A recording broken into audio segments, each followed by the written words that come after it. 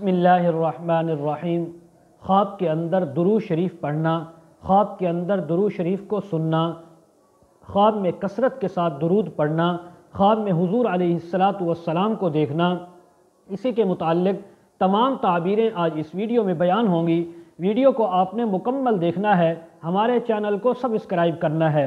हज़रत अल्लामा इब्न सीरीन रहमतुल्लाह अलैह फरमाते हैं, अगर कोई इंसान ख्वाब में देखे कि उसने हुजूर अलैहिस्सलातु वस्सलाम पर दुरूद पढ़ा, आपके ऊपर सलाम भेजा, तो फरमाया इस बात की ताबीर है कि इस इंसान की जो जायज़ दिली मुरादें हैं रब ताला उनको पूरा फरमा देंगे और इसके ऊपर रोज़ी फराख फरमा देंगे और अल्लाह तबारक व ताला इसका ख़ातिमा बिल खैर फरमाएंगे। बाज़ उलमा ये भी फरमाते हैं कि अगर ये इंसान कर्ज़दार है, कर्ज़े से खलासी नसीब होगी, खौफ में मुब्तला है, खौफ से अमन में आएगा।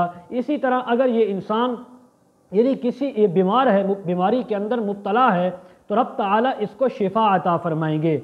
हज़रत जाबिर मग़रिबी रहमतुल्लाह अलैह फरमाते हैं, अगर कोई इंसान ख्वाब में देखे कि हुजूर अलैहिस्सलातु वस्सलाम की ज़ात बाबरकत पर दुरूद शरीफ पढ़ता है, आपको भेजता है, आप पर सलाम पढ़ता है, तो फरमाया इसकी एक ताबीर तो ये है कि इस इंसान को रब ताला हज की सआदत नसीब फरमाएंगे या उम्रा की सआदत नसीब फरमाएंगे।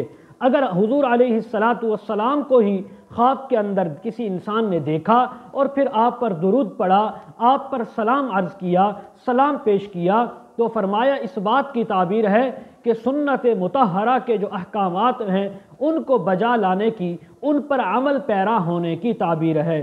और इसी तरह अल्लाह तबारक व ताला ऐसे ख्वाब देखने वाले इंसान को खुशी भी अता फरमाएंगे और आफ़ियत वाली ज़िंदगी भी अता फरमाएंगे। ख्वाब के अंदर अगर सिर्फ दुरूद शरीफ को सुना है या किसी को पढ़ते हुए देखा है, तो फरमाया तब भी यही ताबीर है कि रब ताला इसके ऊपर रोज़ी फराख फरमाएंगे और अल्लाह रब्बुल इज़्ज़त इसको दुनिया में इज़्ज़त अता फरमाएंगे।